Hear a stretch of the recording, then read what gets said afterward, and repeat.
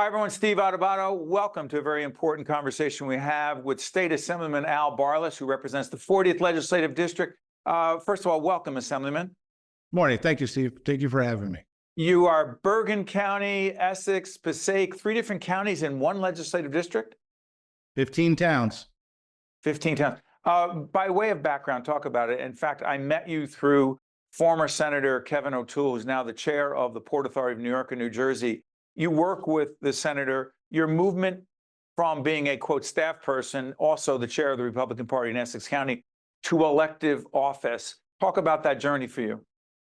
Never thought it would happen. I sort of enjoyed being behind the scenes. I enjoyed, shaping policy, being involved in certain meetings, but never had a desire to put my name on a ballot. And then after the latest round of redistricting, the opportunity presented itself for Essex County to have a representative in the delegation. And, certain opportunities like that don't come around much in life. So when it was there, I took it. Born in Pakistan. Born in Pakistan. Moved here when I was 4 years old. Describe that.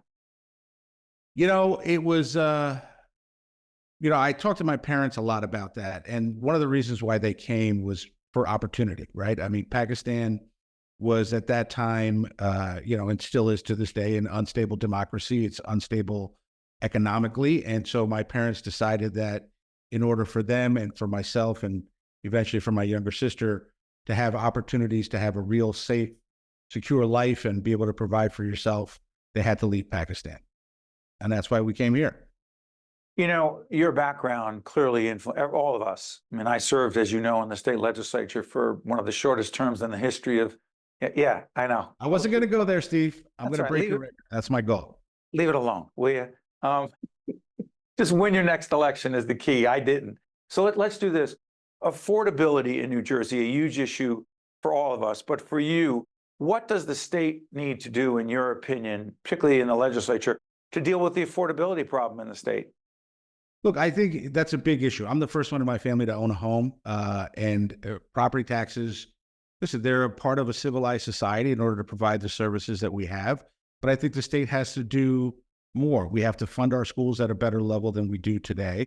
Granted, we made a huge investment in schools this year, but we also cut funding to 100 some odd districts. That's just not fair. And when I talk affordability, obviously a lot of people immediately go to property taxes, and property taxes. But there's also what comes out of your paycheck and the cost of your taxes, the cost of fuel, the cost of groceries, everything is an affordability issue. When you talk to the average New Jerseyan, it's not just their property taxes, because plenty of people are renters and they still have a hard time being able to afford to live here. So for me, affordability is everything. It's the cost of goods, it's the cost of services, it's obviously property taxes, and it's also creating economic opportunity for folks to have better, higher paying jobs so that they can continue to live here. But some of the other piece of that is we've been doing an ongoing series for years about the need for affordable, accessible childcare. That's an affordability issue too. It's an economic development issue as well. Your views as to what needs to be done to strengthen the childcare system in the state? So listen, there's no doubt about it. I have a 3.5-year-old and a 5.5-year-old. I mean, last year between the two kids, I think we spent close to $30,000 on childcare costs. That's after taxes, right? So you got to make close to $60,000 to be able to pay for 2 kids to go to childcare. And that's a lot for a lot of folks. So now you sacrifice your child's early development education or your ability to earn a living. And these are choices that nobody should have to make, right? And so I think there has to be more incentives to open more childcare centers. There have to be tax incentives and tax benefits for folks who have to go to work but have to pay for childcare. So if you don't get it on the front end of having more childcare facilities, then the state should provide more incentives on the back end through taxes for folks who do have to pay for childcare. So let's talk a little bit about urban issues. We do a series called Urban Matters. The graphic will be up. People can check out previous segments we did and programs we've done on urban matters, whole range of urban matters. Talk about crime. And I want to ask you this in particular, because there's so much media coverage. We're doing this program mid toward the late end of September. It'll be seen later. So much talk about crime and its connection to the migrant crisis. Do you believe that there's an accurate description that crime is through the roof and out of control in urban communities, not other communities, but disproportionate urban communities, in large part because of the immigration crisis? Listen, I think crime is crime. Doesn't matter where you come from at the end of the day. And is there a crime problem in our state and in our country? Absolutely there is. We could talk about the root causes of it. You could talk about immigration. You could talk about lack of economic opportunity. You could talk about a desperate need of folks trying to be able to just get by today. So they resort to these types of acts in order to make ends meet. Whatever the reason or the rationale is separate. I think the issue that we have in Essex County for us, Steve, you're in Montclair, I'm in Cedar Grove, is crime is an issue in both urban and suburban communities. It may be different kinds of crime, but crime is still crime. And ultimately that impacts everybody in one way or another, whether you feel unsafe to walk out after dark, whether you feel you're worried about your car being jacked from your driveway or your home broken into at 10 o'clock at night as you're watching TV, whatever it is, we have to address it. And I think we have to sort of think outside the box in terms of how we provide resources to law enforcement to fight crime. You have to look at the liability issue. You have to look at allowing police officers to pursue criminals. License plate readers have been a help for a lot of communities that are chasing car thieves up and down, in our case, right, 280 Bloomfield Avenue, whatever you want to say.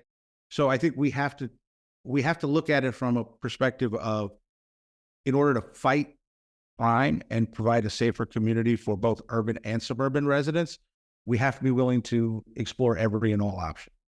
So let me shift gears in the time we have left. You call yourself a, quote, pragmatic conservative. The graphic is going to come up. We've been doing an ongoing series called Democracy in Danger. It is in danger. I know you agree. It is. It's not debatable. You, Senator O'Toole before you, and Kevin and I have talked about this for years. He writes about it in NJ Globe as well. You should check it out.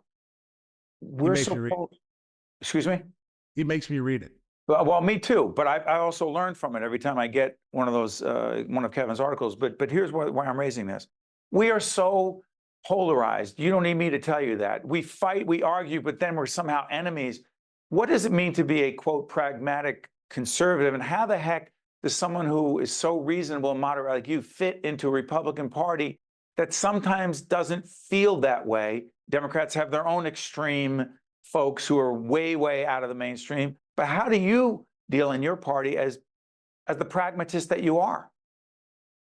I think the biggest thing, Steve, is conversations like this. And as I tell folks that I talk to of all ages about this issue, the one thing I always say is, you don't agree with your family on 100% of all issues. You don't agree with your friends on 100% of all issues.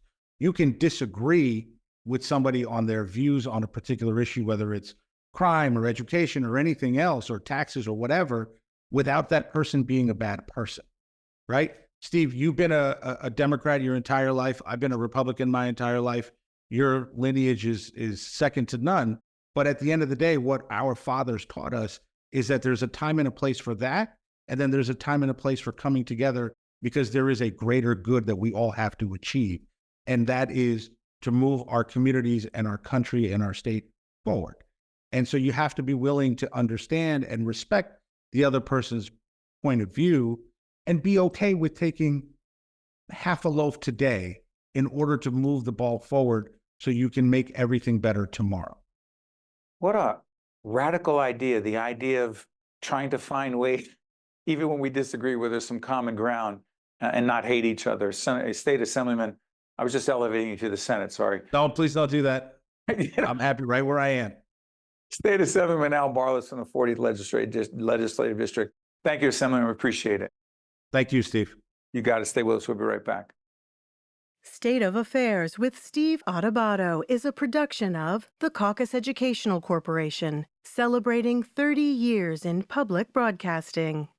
Funding has been provided by Holy Name, the Turrell Fund, a foundation serving children, the New Jersey Education Association, Kane University, Johnson & Johnson, New Jersey Children's Foundation, New Jersey Sharing Network, the Port Authority of New York and New Jersey, and by the Fidelco Group.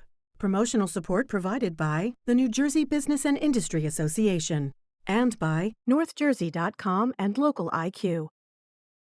Hi, I'm Abby. You might see me as an ordinary person, but I've been living with a brain injury since 2018. Opportunity Project gave me hope, and I've gained confidence through job skill training and helping my family. Despite my challenges with memory, I see a possibility to keep improving. If you have a brain injury, you don't have to face your road to recovery alone. Learn more about Opportunity Project and its partnership with Children's Specialized Hospital.